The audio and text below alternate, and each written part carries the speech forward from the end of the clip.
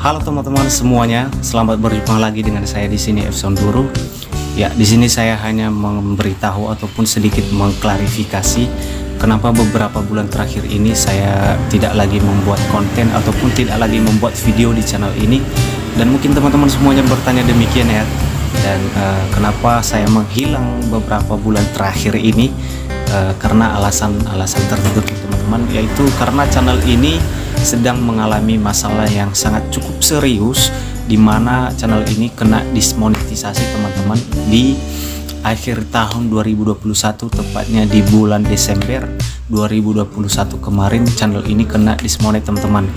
Dan artinya channel ini tidak lagi menghasilkan uang ataupun tidak lagi menghasilkan pundi-pundi rupiah, pundi-pundi dolar dari pihak YouTube, karena monetisasinya sudah diberhentikan dengan alasan konten yang digunakan ulang teman-teman. Dan itulah alasan kenapa saya tidak membuat lagi video ataupun tidak lagi membuat konten di channel ini teman-teman. Dan setelah itu saya pun telah beberapa kali, bahkan 5 kali telah mengajukan untuk dimonetisasi ulang, tetap juga masih ditolak teman-teman.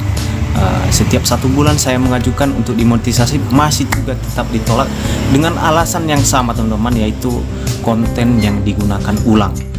Dan itulah alasan mengapa saya tidak lagi membuat video di channel ini. Dan alasan selanjutnya yaitu karena beberapa bulan terakhir ini saya dalam keadaan kurang sehat atau dalam keadaan sakit. Dan puji syukur, puji Tuhan, setelah saya berobat beberapa bulan yang lalu, saya kembali sehat dan beginilah keadaannya sekarang.